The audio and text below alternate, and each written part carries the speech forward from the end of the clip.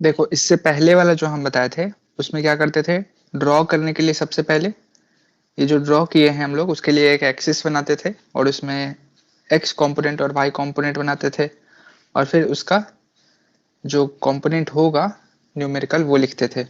तो यहाँ भी हम लोग एक्स और वाई एक्सिस बनाते हैं सबसे पहले। ये मान लो एक एक्सिस बन गया।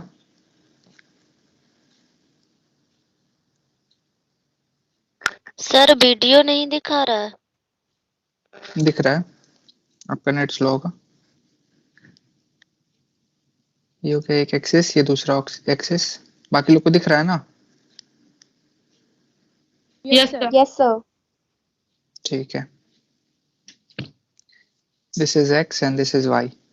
अब हम लोग को क्या करना है कि एक यूनिट वेक्टर बनाना है 135 डिग्री पे। तो हम लोग 135 देखेंगे कि कहाँ पे है 135। तो यहाँ से यहाँ तक जाता है कितना, 90 डिग्री, और यहाँ से यहाँ तक फिर से 90 डिग्री होता है। तो 135 को 90 प्लस 45 लिख सकते हैं ना। तो 90 प्लस 45 होगा, इसका मतलब ये जो क्वाड्रेंट है इसके बीच में जाएगा। तो बीच में हम लोग ड्रॉ करते हैं, बीचों बीच एक लाइन ड्रॉ कीजिए, यही हो गया 135। अब 135 पे एक एक्सिस ये यूनिट वेक्टर बनाना है। तो यहाँ से यहाँ एक लाइन खींच दो और इसको मान लो कि इसका मैग्नीट्यूड 1 है।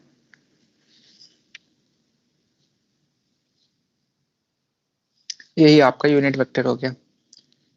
अब ये यूनिट वेक्टर जब बन गया, इसका एंगल बता देते हैं यहाँ पे, दिस इज 135 डिग्री। अब इसके बाद कंपोनेंट इसका लिखना पड़ेगा। तो कंपोनेंट हम लोग दो लिखेंगे, एक हो गया इधर वाला, दिस इज ए एक्स, दूसरा कलर ले लेते हैं। यहाँ से यहाँ तक हो गया इसका x कंपोनेंट और यहाँ से यहाँ तक हो गया इसका y कंपोनेंट ए वाई। और ए एक्स हो गया आई कैप में, ये एक्चुअली माइनस आई कैप में होगा, ये नेगेटिव की तरफ जा रहा है ना, तो इसलिए इसको माइनस आई कैप लिख देते हैं। और y वाला बोलिए जे कैप होगा या माइनस जे कैप होगा? जे कैप। जे कैप। जे कैप होगा, क्योंकि भले ही ये निगेटिव में है लेकिन ऊपर की तरफ जा रहा है ना, तो ऊपर की तरफ जितना भी होगा वो y पॉजिटिव होगा। तो इसको लिख देंगे ए वाई जे कैप।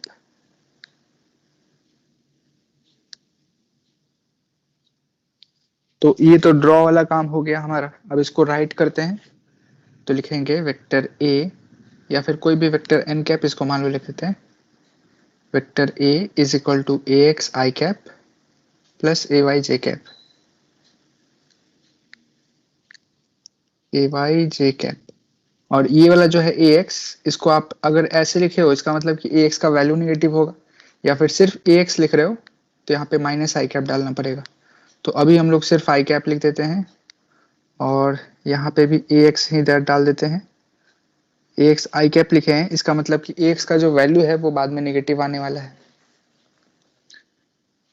तो यहाँ पे देखिए ए का वैल्यू कितना था ये बताओ, ए का जो मैग्नीट्यूड है वो कितना होगा, ए का मॉड इज इक्वल टू 1 होगा, क्योंकि यूनिट वेक्टर दिया हुआ है ना, यूनिट वेक्टर है इसलिए 1 हो जाएगा। तो हम लोग ये वाला जो कंपोनेंट लिखेंगे, ए एक्स आई कैप का क्या फॉर्मूला था, ए एक्स का क्या फॉर्मूला था, ए कॉस थीटा था ना, A X is equal to A cos theta. तो ये ए कॉस थीटा कितना हो जाएगा, 1 इंटू कॉस ऑफ 135 डिग्री। तो कॉस ऑफ 135 डिग्री को हम लोग कॉस 90 प्लस थीटा लिख सकते हैं, कॉस 90 डिग्री प्लस 45 डिग्री। तो ये कितना आ जाता है, -45 डिग्री।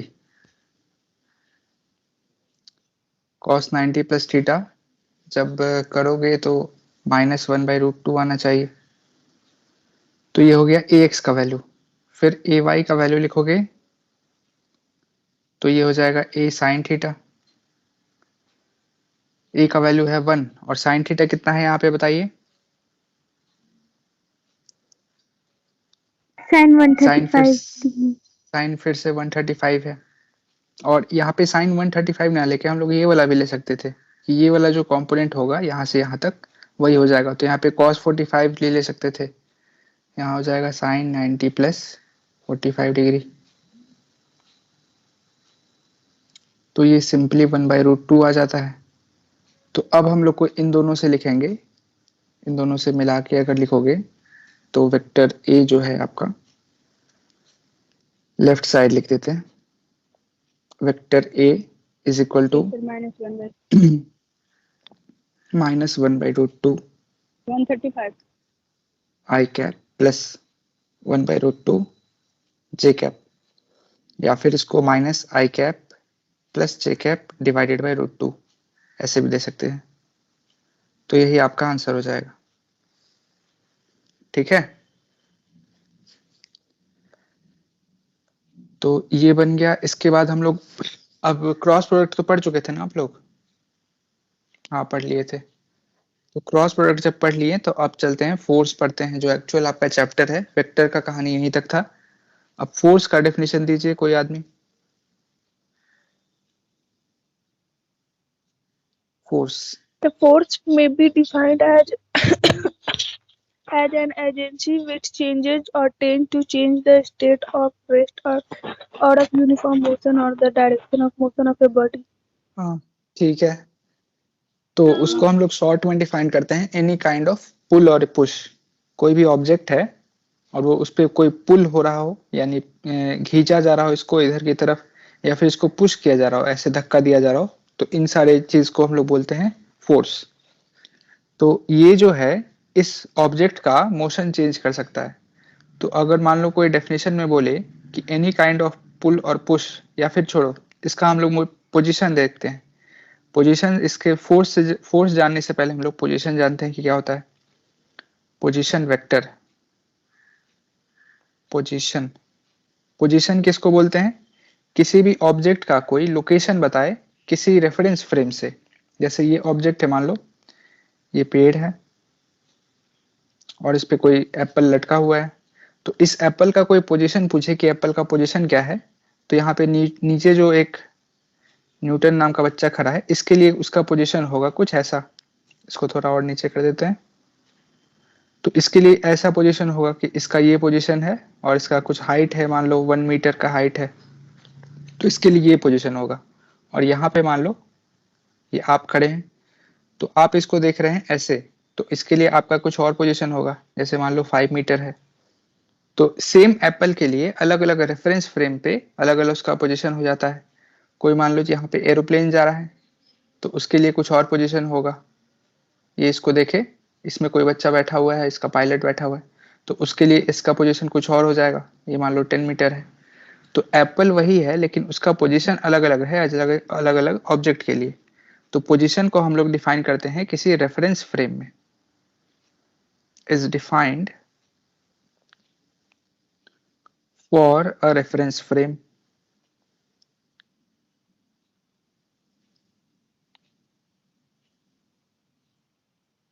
ये हो गया रेफरेंस फ्रेम में पोजीशन डिफाइन हुआ। तो अगर सेम ऑब्जेक्ट है, उसका अलग हर रेफरेंस फ्रेम में अलग अलग पोजीशन आ रहा है, तो हम लोग जो फोर्स डिफाइन करते हैं, फोर्स के केस में क्या होता है कि मान लो हम लोग बोलते हैं कि कोई एक ऑब्जेक्ट है और उसका पोजीशन चेंज हो रहा है बार बार। जैसे एक्स टी इक्वल टू 0 पे ये यहाँ पे था, कुछ टाइम बाद हम लोग देखें टी इक्वल टू 1 पे यहाँ पे आ गया, टी इक्वल टू 1 पे, फिर टी इक्वल टू 2 पे देखें तो यहाँ पे आ गया। तो इस केस में इसका पोजीशन चेंज हो रहा है। लेकिन पोजीशन चेंज हो रहा है, कोई अगर ऑब्जेक्ट यहाँ पे है या ऑब्जर्वर है, इसको रेफरेंस फ्रेम बोलते हैं या फिर ऑब्जर्वर भी बोलते हैं। ऑब्जर्वर, ऑब्जर्वर जो खड़ा हो गया मोशन को देखता है। तो इसके लिए ये क्या है कि ऑब्जेक्ट मूविंग ऑब्जेक्ट है, ये यहाँ से यहाँ गया, फिर यहाँ से यहाँ गया, तो इसका पोजीशन वेक्टर चेंज हो रहा है। लेकिन कोई और आदमी है मान लो जो इसी पे खड़ा हो जाए, ऐसे खड़ा हो जाए,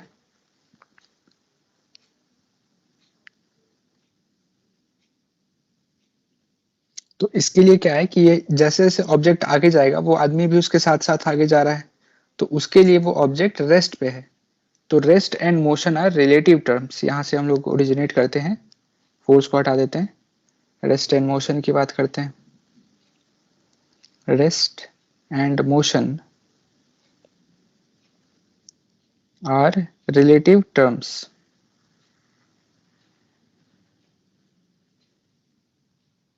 ठीक है, ये वाला जो ऑब्जेक्ट इंसान है, इसको लगेगा कि ये मोशन कर रहा है और इसको लगेगा कि ये रेस्ट में है।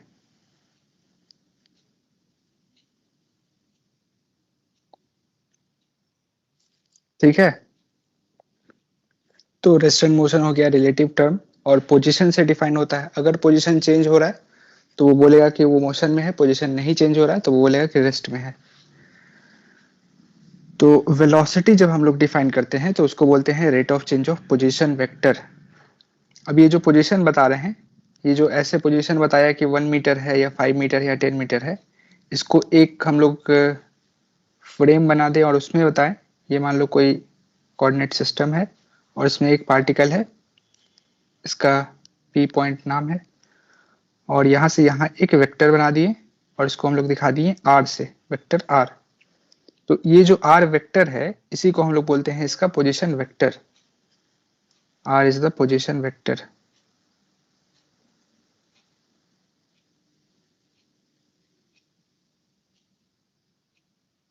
अब ये मान लो पार्टिकल चल रहा हो, ये पार्टिकल अभी यहाँ है, कुछ टाइम बाद यहाँ चला गया, P2 पे चला गया, दिस इज P1, फिर कुछ देर बाद P3 पे चला गया, तो इसका पोजीशन वेक्टर भी चेंज होगा। ये मान लो R1 है, कुछ देर बाद R2 हो जाएगा, कुछ देर बाद R3 हो जाएगा, this is R2, this is R3।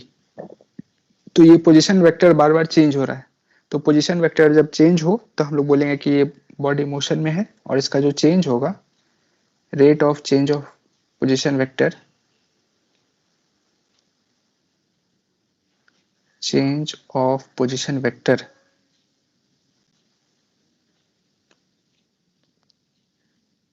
With respect to time. WRT लिखें, इसका मतलब विथ रिस्पेक्ट टू हो गया और यहां लगा दीजिए टाइम इज कॉल्ड, क्या बोले थे, वेलोसिटी। तो वेलोसिटी को हम लोग ऐसे दिखाते हैं, और वेलोसिटी वेक्टर क्वांटिटी है कि scalar? Vector quantity sir. Vector quantity है, तो v लिख के ऐसे एरो दे दिए और इसका रेट ऑफ चेंज बताना है, यानी d/dt करेंगे। और किस चीज का करेंगे, तो जो r क्वांटिटी है पोजीशन वेक्टर उसका करेंगे। थोड़ा क्लोज कर देते हैं इसको। तो ये हो गया आपका वेलोसिटी का डेफिनेशन, मैथमेटिकल डेफिनेशन। तो ये जो वेलोसिटी है ये आ गया आपका रिलेटिव, वेलोसिटी भी रिलेटिव हो गया। यहाँ लिख देते हैं since position vector is relative velocity also becomes relative. Since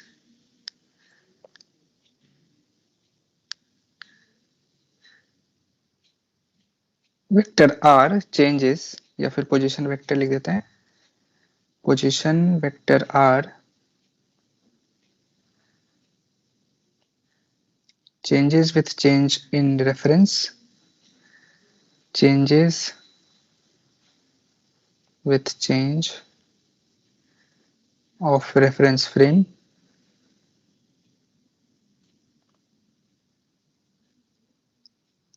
velocity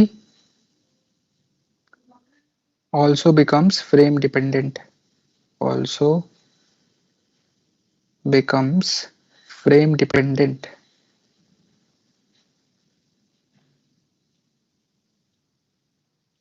frame dependent का मतलब क्या हुआ,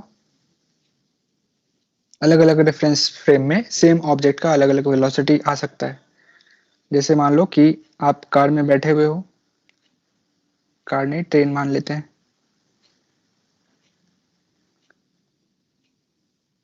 ये ट्रेन है और इसमें आप बैठे हो और आपके पैरेलल में एक कोई और ऑब्जेक्ट चल रहा है, ये मान लो कोई दूसरा कार है जो आपके पैरेलल में चल रहा है, तो इसका खुद का स्पीड वहां है मान लो 40 किलोमीटर पर आवर, 40 नहीं लिख के मान लो इसको 80 लिख देते हैं, 80 किलोमीटर पर आवर से चल रहा है और आपका जो ट्रेन है वो चल रहा है 60 किलोमीटर पर आवर से। तो आपको क्या लगेगा कि ये कार जो है आगे की तरफ चल रहा है 20 किलोमीटर पर आवर से। तो ये जो 20 किलोमीटर पर आवर है ये इसका एक्चुअल स्पीड नहीं है, ये this is relative speed, relative speed of car, speed of car with respect to, किसके रिस्पेक्ट में? ट्रेन बोल सकते हैं या फिर आपके रिस्पेक्ट में बोल सकते हैं। तो अलग सेम ऑब्जेक्ट का अलग अलग स्पीड हो सकता है। मान लो आपके पैरेलल में इधर से एक और ट्रेन चल रही हो और इसका स्पीड कुछ और हो, इसका मान लो इधर की तरफ स्पीड है 40 किलोमीटर पर आवर, तो इसके लिए ये कार कितना स्पीड हो जाएगा बताइए? इसका खुद का स्पीड इधर है और ये इधर जा रहा है, तो इसके लिए लगा कि ये और भी फास्ट मूविंग कर रहा है, तो इसके लिए 40 प्लस 80 हो जाएगा, तो 120 किलोमीटर पर आवर से ये कार चलता हुआ दिखेगा उसको। तो ये सारा चीज होता है। और मान लो यहाँ पे एक पेड़ है, तो पेड़ तो ये रेस्ट में रहेगा, तो पेड़ का वेलोसिटी क्या होगा इसके लिए बताइए? पेड़ का वेलोसिटी इस ऑब्जर्वर ए के लिए हो जाएगा कितना? 60 किलोमीटर हो जाएगा ना, 60 किलोमीटर पर आवर, और वो भी हो जाएगा लेफ्ट की तरफ, क्योंकि ये खुद राइट की तरफ जा रहा है तो इसको लगा कि पेड़ लेफ्ट की तरफ जा रहा है। तो ये सारा हो गया, रिलेटिव स्पीड हो जाता है हर चीज का अलग अलग रेफरेंस फ्रेम में। तो अब हम लोग फोर्स को डिफाइन करते हैं। फोर्स, एनी काइंड ऑफ पुल और पुश। फोर्स को अपनी तरह से आप कैसे भी डिफाइन कर सकते हैं, हम बस शॉर्ट वाला बता देते हैं। एनी काइंड ऑफ पुश और पुल which may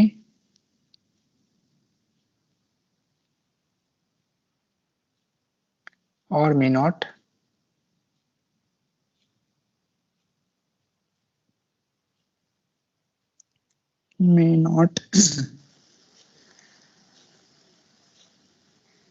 result in change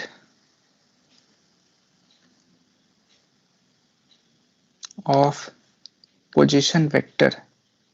अच्छा देखो एक और चीज बता देते हैं यहाँ पे, चेंज ऑफ। अब यहाँ पे मान लो एक क्वांटिटी हम लोग को लिखना है कि कोई भी ऑब्जेक्ट है और इस पे हम लोग पुल या पुश लगाए हैं, ऐसे मान लो लगाए हैं, कोई एफ फोर्स लगाए हैं, तो इसका पोजीशन वेक्टर चेंज हो सकता है। ये मान लो अभी यहाँ पे है तो ये थोड़ा सा शिफ्ट होके यहाँ पे चला जाए तो इसका पोजीशन वेक्टर चेंज हो जाएगा। यहाँ पे हमारा कोऑर्डिनेट था तो इसका पोजीशन r1 था पहले, बाद में जाके r2 हो जाएगा। तो इस चीज को हम लोग फोर्स बोलते हैं, फोर्स बोल सकते हैं, अभी तक हम लोग को लग रहा है। लेकिन आप याद कीजिए कि न्यूटन्स फर्स्ट लॉ याद है किसी को? Newton's first law of motion क्या है बताइए? जो वस्तु जिस अवस्था में रहती है उसी अवस्था में रहना पसंद करती है जब तक उस पर बाहरी बल न लगाया जाए।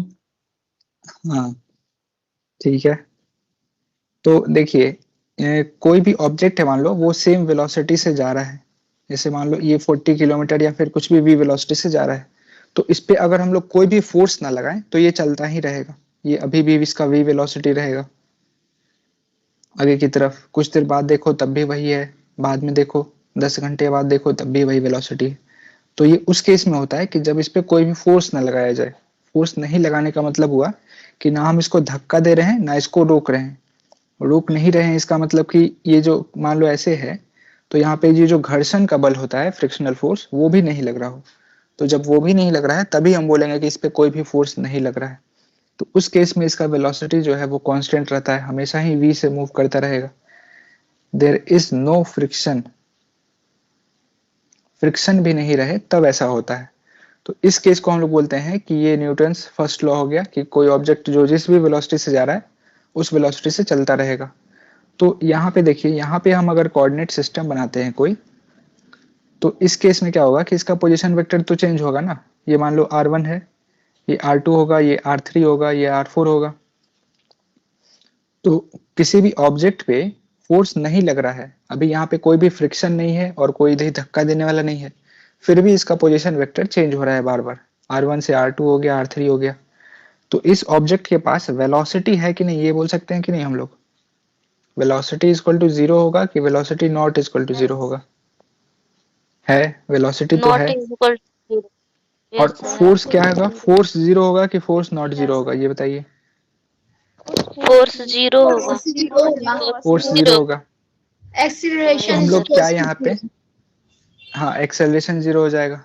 तो हम लोग यहाँ पे जो लिख रहे हैं कि एनी काइंड ऑफ पुश, पुल और या पुश विच मे और may not result in change of, तो चेंज ऑफ में हम लोग यहाँ पे वेलोसिटी लिखें या फिर पोजीशन वेक्टर लिखें?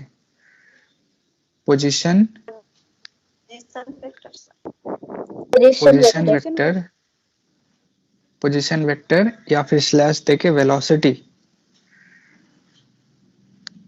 वेलोसिटी। तो कौन सा ज्यादा एक्यूरेट होगा? देखो वेलोसिटी। पोजीशन वेक्टर जब लिखेंगे हम लोग तब तो इससे कुछ पता ही नहीं चलता है, क्योंकि फोर्स अगर लगाएं तब भी पोजीशन वेक्टर चेंज होगा, फोर्स अगर एब्सेंट है तब भी पोजीशन वेक्टर चेंज हो रहा है, तो उससे कुछ फर्क नहीं पड़ता है। लेकिन वेलोसिटी अगर चेंज हो रहा हो, यानी चेंज होने का मतलब कि v है और v से डिफरेंट आ जाए, मान लो इस पे हम लोग धक्का दे देंगे ऐसे करके, तो धक्का देंगे तो v प्लस ऐड हो जाएगा ना कुछ, यहाँ पे वेलोसिटी मान लो v प्लस v नॉट आ गया, तो ये तो वेलोसिटी चेंज हो गया। इसका मतलब कि कोई भी पुश और पुल है वो ऑब्जेक्ट के वेलोसिटी को चेंज करता है, ना कि पोजीशन वेक्टर को। पोजीशन वेक्टर नहीं लिखेंगे हम लोग, ये वाला ना लिख के, और ये वाला लिखेंगे, ठीक है? ये ज्यादा डेफिनेशन में सूट करता है।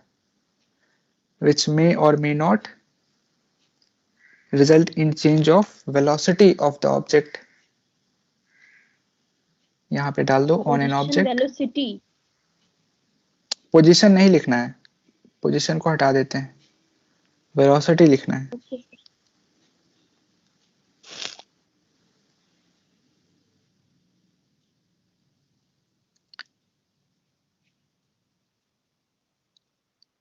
ऑन एन ऑब्जेक्ट यहाँ लिखना था,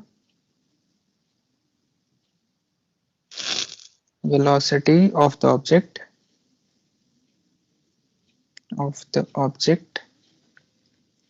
अब देखो ये हो सकता है कि उस ऑब्जेक्ट को आप धक्का दो और वो मूव ना हो, लेकिन उसमें डिफॉर्मेशन आ जाए। जैसे मान लो कि एक बॉल है या फिर बैलून है, ये बैलून ग्राउंड पे गिरा हुआ है, अब इसको आप ऊपर से ऐसे पुश करते हैं, तो पुश करने पे क्या होगा कि बैलून ये ऐसे धंस जाएगा थोड़ा सा, तो बैलून में मोशन नहीं आया, जो जहां बैलून था वहीं रखा हुआ है, फिर भी उसमें डिफॉर्मेशन आ गया, तो उस चीज को अभी हम लोग ये फोर्स बोलते हैं। तो फोर्स के डेफिनेशन में उसको भी ऐड कर देते हैं, वेलोसिटी ऑफ द ऑब्जेक्ट और डिफॉर्मेशन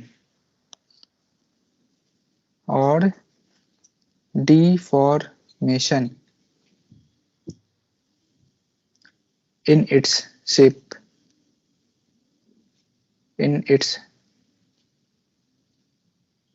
shape, या फिर साइज, इस चीज को हम लोग फोर्स बोलेंगे। डिफॉर्म मतलब क्या होता है? फॉर्म में ये करना, चेंज करना, किसी चीज किसी फॉर्म में है तो उस फॉर्म को हटाना, उस फॉर्म से हटाना उसको, हाँ अवस्था में परिवर्तन हो जाएगा, तो ये हो गया डिफॉर्म। तो ये आपका फोर्स का डेफिनेशन हो गया। और इसके बाद मोशन किसको बोलेंगे? मोशन इस चीज को बोलते हैं ना, पोजीशन वेक्टर चेंज हो रहा हो आपका, तो उसको हम लोग मोशन बोलेंगे। तो अब ये बताओ, एक और चीज देखते हैं,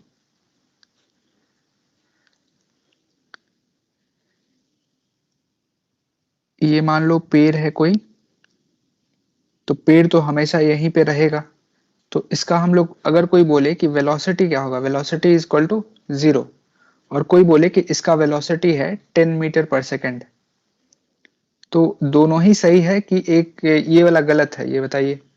ये वाला तो सही है, वेलोसिटी इक्वल टू 0 हो सकता है इसका, लेकिन इसका वेलोसिटी 10 मीटर पर सेकेंड हो सकता है कि नहीं? नहीं हो सकता है, सर हो नहीं सकता है, हो सकता है। नहीं हो सकता है। सर हो सकता किस केस में हो सकता है? है। रिलेटिव अगर वेलोसिटी। जैसे आप अभी, हाँ हाँ, सर, हाँ सर वही, हम ट्रेन वाला जो सर एग्जांपल दिए थे ना, कि कर रहे अगर हैं। उसको हाँ ट्रेन हाँ से हाँ देखें तो उसका तो वेलोसिटी हो ही सकता है, तो this is yes sir, also हो सकता पॉसिबल, है। Yes also sir. Possible,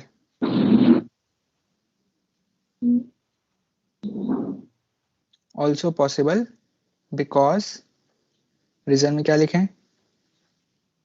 velocity is relative, या फिर वेलोसिटी, अच्छा रिलेटिव ही लिख देते हैं। तो ये हो गया मोशन। तो rest and motion are relative terms. इसके बाद हम लोग लिखते हैं, एक आपका है ये बन जाता है स्टेटमेंट कि रेस्ट एंड मोशन, ऊपर लिख दिए थे क्या? नहीं लिखे थे।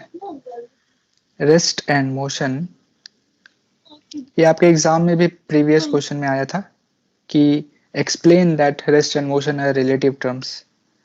तो आप लोग यही सब एग्जाम्पल देके बता देना, rest and motion are relative terms. Force, अब हम लोग फोर्स तो डिफाइन कर दिए हैं, फोर्स का यूनिट क्या होगा बता दीजिए।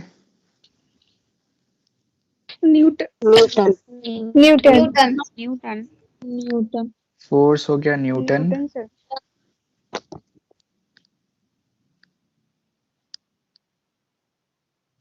और इसका सिंबल हो जाता है N, capital N.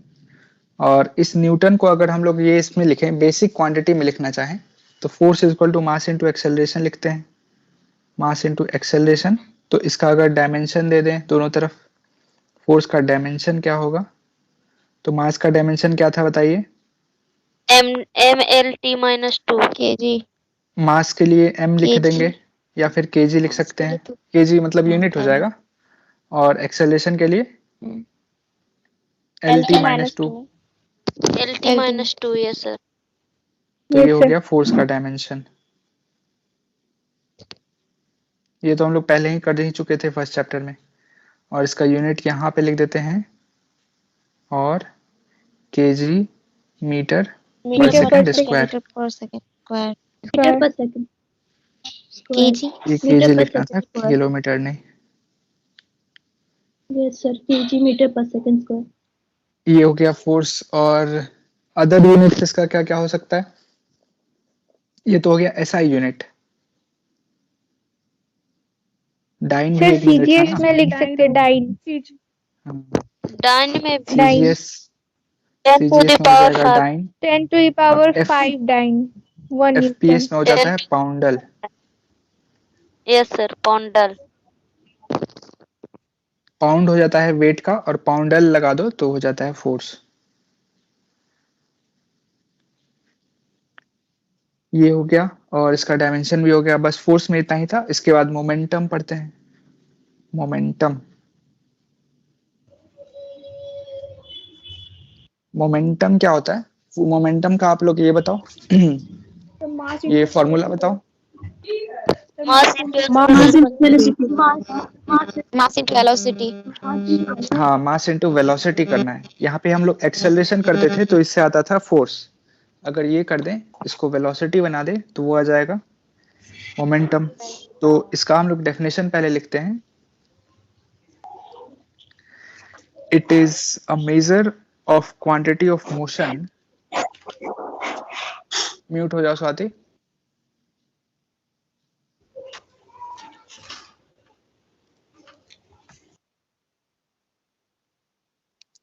It is a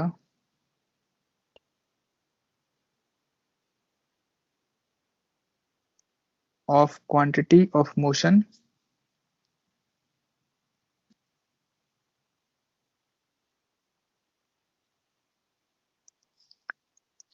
possessed by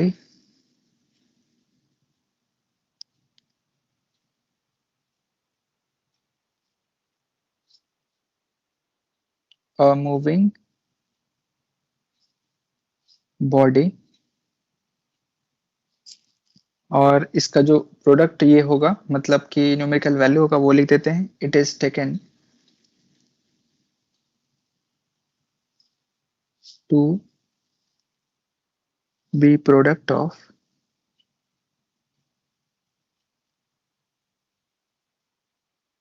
mass and velocity of the body।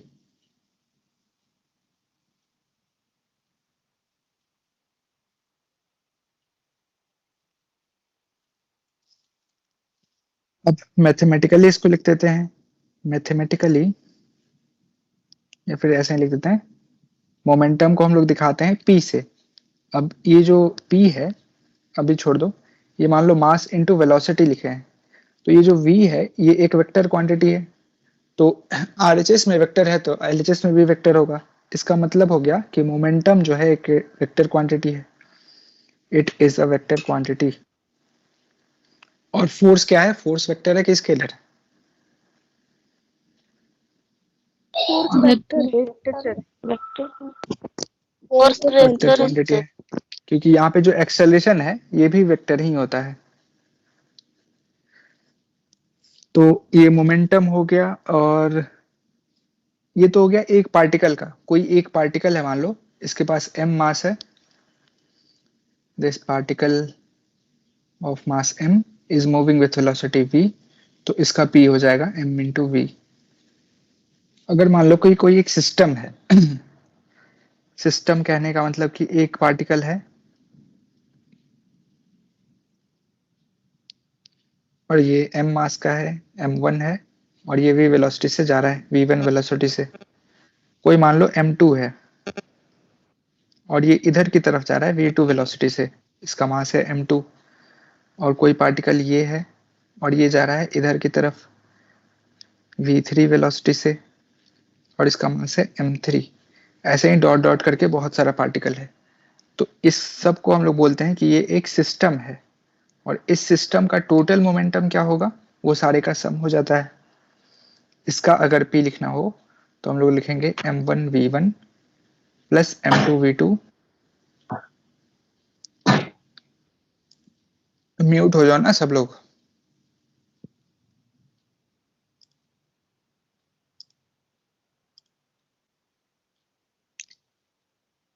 m2 v2 plus m3 v3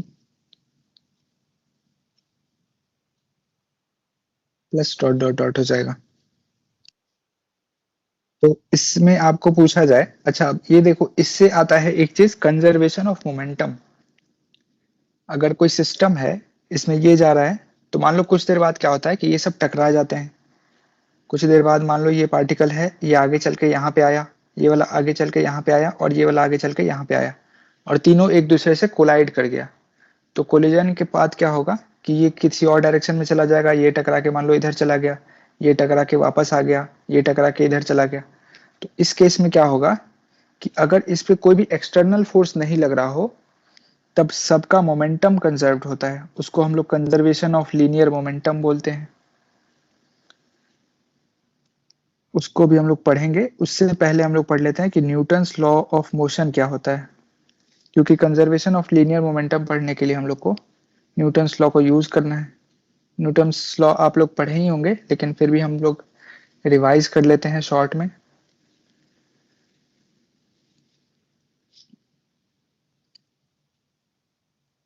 Newton's laws. अब ये न्यूटन्स लॉ जो हम लोग बोलते हैं, तो इसमें हम लोग को यहाँ पे मेंशन करना पड़ता है कि न्यूटन्स लॉज ऑफ मोशन, क्योंकि न्यूटन्स और भी चीज में लॉ दिए थे, थर्मोडायनेमिक्स में भी कुछ कुछ लॉ दे दिए थे, तो यहाँ पे हम लोग मोशन वाले लॉ की बात कर रहे हैं।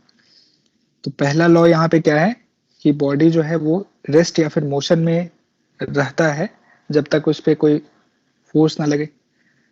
तो स्टेज इन रेस्ट और motion,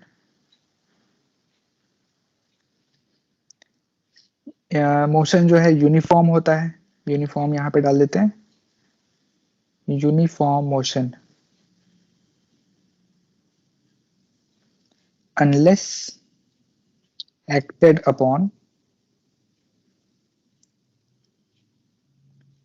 bye external force,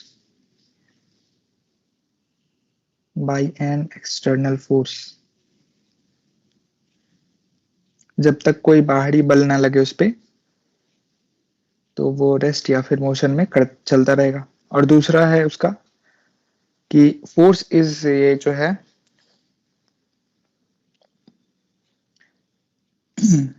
rate of change of momentum, उसको हम लोग बोलते हैं rate of change of momentum. P मतलब हो गया momentum is directly proportional to the applied force, और अप्लाइड फोर्स हो गया F मान लो। यही हो गया सेकेंड लॉ। तो इस सेकेंड लॉ को हम लोग और जब ये करते हैं, मैथमेटिक्स से इसका सॉल्व करते हैं, तब हम लोग लिख सकते हैं कि फोर्स इज इक्वल टू हो जाता है rate of change of momentum, और यहाँ पे प्रोपोर्शनलिटी का कांस्टेंट आ जाता है 1। तो इस मोमेंटम को हम लोग लिख सकते हैं F इज इक्वल टू, या नीचे लिख देते हैं, implies that F is equal to P के जगह मास इंटू वेलोसिटी लिख दिए, डिवाइडेड बाई dt कर दिए। तो अगर कोई ऑब्जेक्ट का मास चेंज नहीं हो रहा हो तो उस केस में m बाहर आ जाएगा, ये हो गया m dv अपॉन dt। तो ये जो dv अपॉन dt है उसी को हम लोग एक्सेलरेशन बोलते हैं, तो ये आ जाएगा मास इंटू एक्सेलरेशन। तो ये आपका फॉर्मूला आ जाता है न्यूटन सेकंड लॉ का। तो कोई भी न्यूटन सेकंड लॉ पूछे तो न्यूटन सेकंड लॉ ये वाला है, ना कि ये वाला। इस वाले से हम लोग आगे जब बढ़ते हैं तब यहाँ पे आते हैं, तब ये न्यूटन सेकंड लॉ बनता है। तो न्यूटन सेकंड लॉ का इक्वेशन भले ही ये है लेकिन मेन स्टेटमेंट ये वाला है। ये हो गया। इसके बाद उसका थर्ड लॉ देखते हैं। थर्ड लॉ में होता है कि इक्वल एंड अपोजिट फोर्स लगता है, every action has equal and opposite reaction. जैसे अभी आप लोग अनम्यूट हो जा रहे थे तो हम माइक डिसेबल कर दिए, तो उस केस को हम लोग बोलते हैं कि फोर्स, उसको मैथमेटिकली लिखें तो ये हो जाएगा force on A due to B. यहाँ पे इसको हम लोग देखते हैं force on A due to B, या बाय बी लिख देते हैं। इसको ऐसे पढ़ेंगे, फोर्स ए भी लिखा हो तो force on A by B हो गया, is equal to equal and opposite करना है तो फोर्स ऑन बी हो जाएगा बाई ए, और यहाँ पे माइनस साइन लगा देंगे और ये दोनों वेक्टर का साइन दे देंगे। तो ये हो गया थर्ड लॉ न्यूटन का।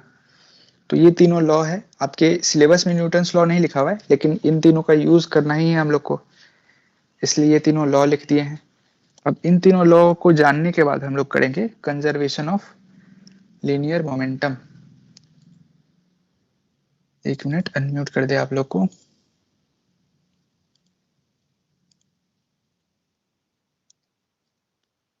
कंजर्वेशन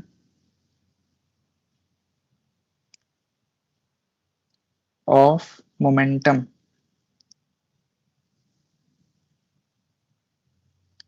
देखो ये जो मोमेंटम है ये दो तरह का मोमेंटम हो सकता है। एक कोई ऑब्जेक्ट मान लो स्ट्रेट लाइन में चल रहा है, v वेलोसिटी है, और दूसरा हो सकता है कि मान लो कोई सर्कल है, उस सर्कल में कोई ऑब्जेक्ट चल रहा हो। तो इस केस में हम लोग इसका एंगुलर मोमेंटम डिफाइन करते हैं, और जब स्ट्रेट चल रहा हो तो इसको लीनियर मोमेंटम बोलते हैं। इसका मान लो ये यहाँ पे है कोई पार्टिकल और कुछ देर बाद यहाँ पे चला गया, तो इस केस में थीटा चेंज हो रहा है तो एंगल चेंज होगा, तब इसको हम लोग एंगुलर मोमेंटम बोल देंगे। और अगर इसका कोऑर्डिनेट चेंज हो रहा है यानी लाइन पे चल रहा है तो इसको हम लोग बोलेंगे लीनियर मोमेंटम। लीनियर मोमेंटम, यहाँ पे है ये वाला लाइन और ये है एंगल।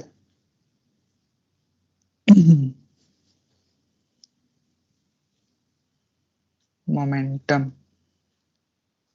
तो कंजर्वेशन ऑफ मोमेंटम अभी जो हम लोग लिखे हैं यहाँ लीनियर मोमेंटम की बात हो रही है। जब अगले क्लास में हम लोग अगले चैप्टर में ये रोटेशन पढ़ेंगे तो वहां एंगुलर मोमेंटम का भी कंजर्वेशन पढ़ेंगे। लीनियर मोमेंटम हेडिंग में आप लोग यही दे देना, कंजर्वेशन ऑफ लीनियर मोमेंटम ही लिख देना, ब्रैकेट में नहीं लिखना। तो कंजर्वेशन ऑफ लीनियर मोमेंटम हम लोग नेक्स्ट क्लास में करेंगे। उसमें क्या करेंगे, ये जो थर्ड लॉ लिखे थे यहाँ पे, force on A due to B is equal to minus of force on B due to A, इसी को यूज करेंगे। ठीक है, ये सबसे सिंपल ट्रिक होता है। कोई भी एक हम लोग सिस्टम लेंगे और यहाँ पे एक ऑब्जेक्ट लेंगे और यहाँ पे दूसरा ऑब्जेक्ट लेंगे और इन दोनों के बीच में कोई भी फोर्स लिखेंगे। जैसे मान लो ग्रेविटेशनल फोर्स या इलेक्ट्रोस्टैटिक फोर्स लिखें, तो जिस फोर्स से ये इसको पुल करेगा, ये मान लो ऑब्जेक्ट ए है और ये ऑब्जेक्ट बी है, तो ये ऑब्जेक्ट ए जो है वो इसको पुल करेगा, ये मान लो एफ लगाएगा, F on B due to A. तो इसी सेम फोर्स से ये इस पे लगाएगा, एफ ऑन ए लगेगा ड्यू टू बी, और यहाँ पे वेक्टर साइन दे दिए तो हम लोग नेगेटिव दे देंगे। तो इन दोनों को हम लोग इक्वल करेंगे और इक्वल करके कंजर्वेशन का हम लोग ये करेंगे, प्रूफ करेंगे उसको। तो आज इतना ही रहने देते हैं।